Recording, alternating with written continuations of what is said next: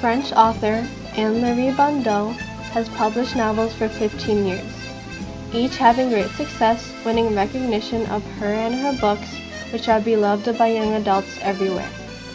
As a novelist, Anne believes she should take risk in writing to find what she's good at. In her novels, she touches on adventure, hardships, and femininity. Anne-Laure Bondoux was born on April 2, 1971, in Columbus, France. She later moved and grew up in the western suburbs of Paris with her family. Growing up, Anne was surrounded with books. Whenever she was sad or alone, she would go to the library or through her parents' collection of books and read her problems away. After reading countless books, Anne began to write her own stories at the age of 9. Through her teenage years, Anne's interest in writing flourished. She kept a journal to write down her feelings of love, sadness, and anger as a stress reliever for her thoughts. In these moments, Anne knew she would want to become a writer. When Anne was 18, she sent her drafts of theater, songs, and novels to publishers. Sadly, they were rejected, but Anne went on and enrolled at Paris West University, where she majored in modern literature. While Anne was in college, she opened up workshops for disadvantaged kids. This was noticed by the Foundation of France and was rewarded for her work. After graduating college in 1991, Anne returned to theater for a short period of time to earn money. Then in 1996, she got a job as an editor at Bayard Press, one of the oldest press and publishing companies of France. There, she helped launch a children's magazine called Maximum. While working at Bayard, she rediscovered her love of writing for children. Then she began to write a collection of children's books. In 2000, she resigned her job at Bayard to focus on her work and become a full-time writer. Anne initially wanted to become a romantic writer, but then soon realized that true happiness in life isn't always through fairy tale endings or movie-like romances. Anne wanted to spread the message of what a real-life journey is about.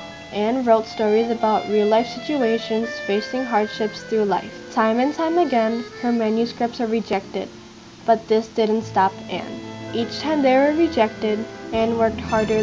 Finally, her work of The Killer's Tears got published in 2003. It is about Paolo, who lived in an isolated farm in Chile with his parents who did not take care of him. One day, a man comes to the farm and kills Paolo's parents, but his burst of consciousness spares Paolo's life. The killer decides to stay and raise Paolo as his own, and together they begin a new life on the land. Another book that is significant to Anne got published in 2005 titled Pepites, which is about Bella Rosa dealing with her small farm and disabled father after her mother left them. Taking advantage of the Civil War happening, she flees west with her father in search of fortune on the road of America. Anne is most attached to these two novels because this helped Anne write her true emotions on paper. At a meeting, Anne was inspired to write a book that contrasted with others she wrote.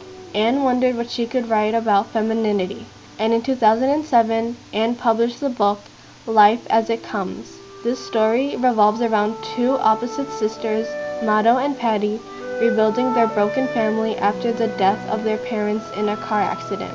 Patty, the eldest, is appointed the guardianship of her 15-year-old sister, Mado.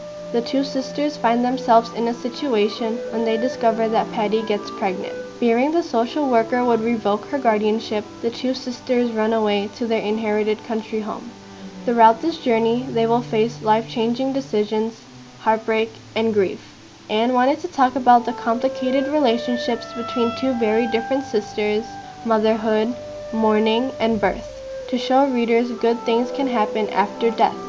Today, Anne lives in France working on her writing. Her novels are translated to various languages for people all around the world to enjoy.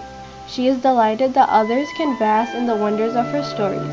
Each day, Anne strives to write books that will help solve problems and connect to her readers like books did for her.